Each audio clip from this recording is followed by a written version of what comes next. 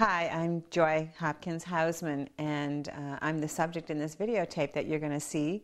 It has been 10 years since we videotaped the original one, and we thought that it would be helpful for you to view the tape, and then at the end of it, I'm going to come back and talk to you about some of the things that I've done in the past 10 years since the original tape came out, because there have been some questions about that from people who are curious about what my life has been like and what I've been up to and how I'm doing.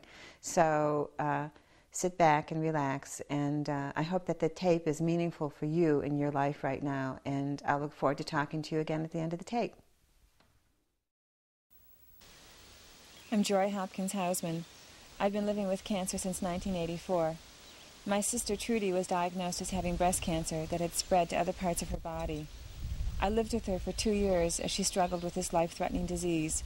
She died. 3 months later, I found out I also had metastasized breast cancer. With this tape, I hope to help others who are also living with cancer. Our wish has been to show you the variety of different kinds of treatments that I've undergone in trying to deal with my cancer. Some of them include medical, psychological, social, and spiritual ways of dealing with cancer. Some of them are more mainstream and some of them are more alternative, but they all point to a truly holistic approach. I would like to dedicate this tape to my sister, Gerta Trudy Hopkins, and to the 42,000 women who this year alone will die of breast cancer. You know, I was thinking before you came in today, it's been a year since you first had the diagnosis. Yeah, I know.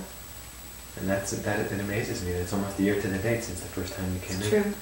So I was thinking that in the beginning, when you first had the diagnosis, you were really afraid about just living. Yeah. You know, and just the threat of dying. Right. And feeling completely out of control then. That's true. And every step along the way. You know, that's been a recurrent fear that you've confronted again and again and again. Not being in control and how to positively focus yourself in a healing way. Knowing that you're not ultimately in control, and yet you have to really get behind the healing process with a real positive focus. And here it is a year later. And you're doing very, very well. You just said, I want to focus now on how to maintain wellness, which is very different than how to survive. It's true. It's very, very different. It is true. I'm just thinking about when I first found out that Trudy had cancer. Well, I know the day she discovered she had the lump. It was the 4th of July.